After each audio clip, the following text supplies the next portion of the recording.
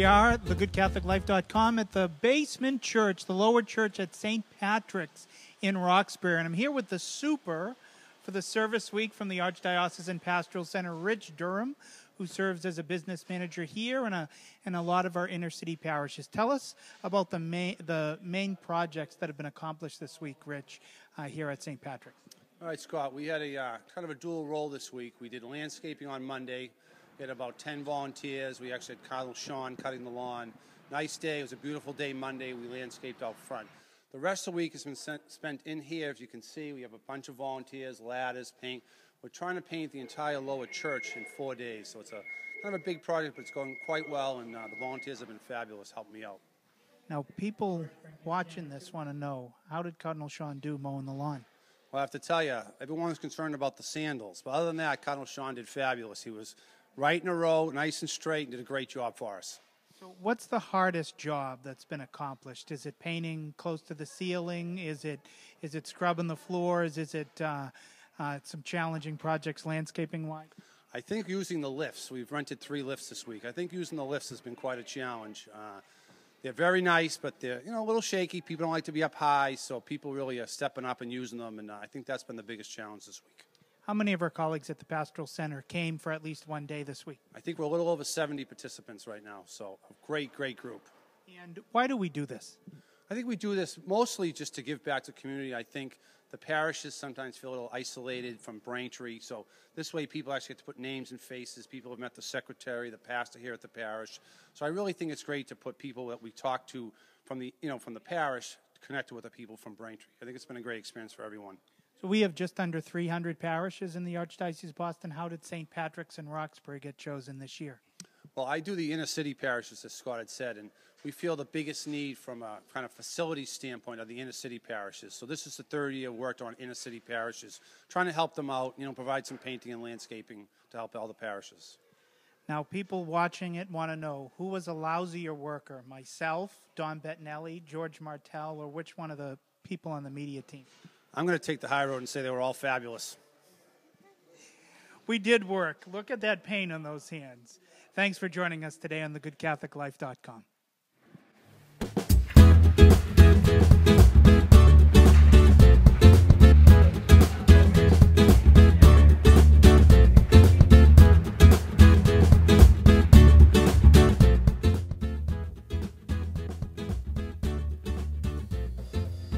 Here we are in the upstairs church at St. Patrick's in Roxbury. Scot Landry here with Father Waldron, the pastor since 1984 here at St. Patrick's in Roxbury. Thanks for joining us, Father Waldron. Pleasure. It's great to be here. So tell us a little bit about this church and this parish in the heart of Roxbury. Okay, this church was built in 1872. The original church was down the street. It was a wooden church. And when they built it in the age of the Know-Nothing Party, they used to have parishioners stand around the church and guard it at night with rifles.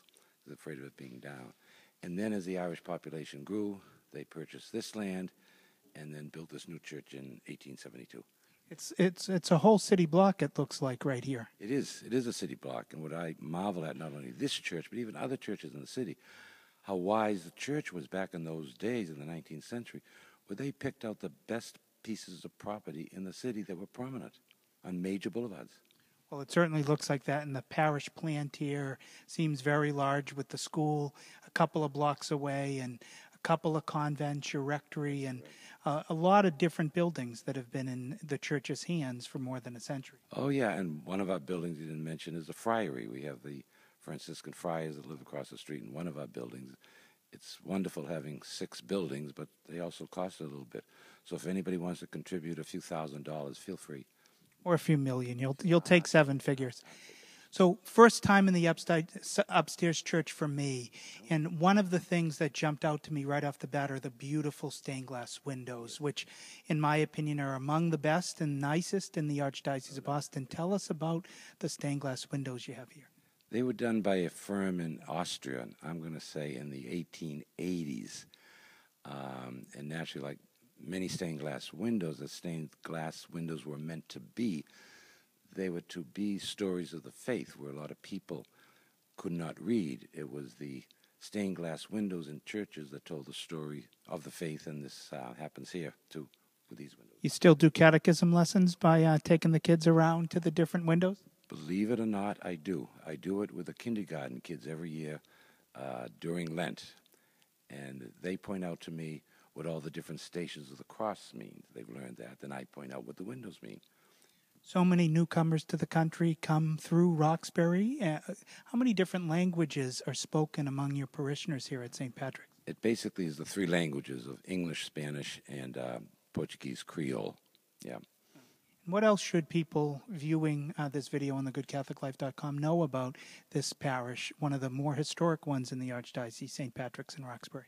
Yeah, it's always been a church of immigrants, and I suspect that that's its strength. Back in the early 18th century, 19th century, it was the Irish that poured in here. A lot of them came because of the potato famine, and then after that, the Italians moved in, then mostly Puerto Ricans came in with other Hispanic populations, and Cape Verdeans moved in, and a lot of people from the South African Americans moved up.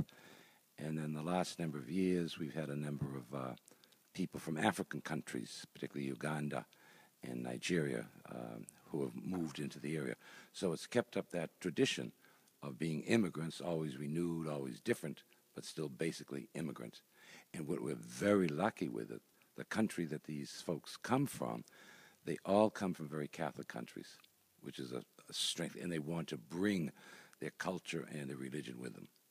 Wonderful. I'm sure to serve as the pastor and the shepherd for them. So we're here this week, Dom, who's doing the video, and me and so many others because of the service week of the Archdiocese and Pastoral Center, which chose St. Patrick's this week.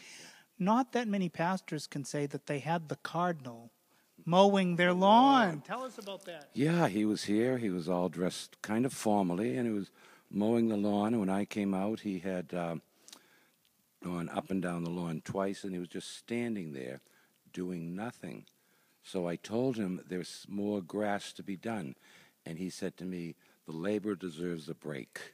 And I said, yes, Your Eminence, of course they do. We Catholics support the labor as well as anybody else. Absolutely. And a lot of the work the last couple of days has been cleaning and repainting a lot of the lower church. What's that going to mean for the parish? I think what it does do, a lot of the work that these older churches get involved in is work that's not seen or visible. It's stuff that has to be done to bring systems up to what they should be. And who sees them? Who cares? But something like this, where they're painting the lower church, when the people come in on Sunday, they'll see how much brighter it is. And so it's something very, very visible to them, and says that we've done something that's good. Yeah. And it looks like you have a big bazaar going on tomorrow. You want to invite everybody who's watching to come by the bazaar, help the parish? Absolutely, but they're only invited to come if they bring their wallet with them, because we are in favor of green color. We're a very green economy here. Green dollar bills are good. Yeah, we have it once a year. It's a big, we call it the Spring Festival. It's outdoors and indoors. Yeah. With the parish named St. Patrick's, you got to love the green, right? Absolutely, and we do. Please come by and visit Center of Roxbury right on Magazine Street. Put 10 Magazine into your Google Maps, and it'll take you right here. Father Walter Waldron, thanks so much for joining us. Thank you. I appreciate it. Thanks for coming. Thanks for joining us on thegoodcatholiclife.com.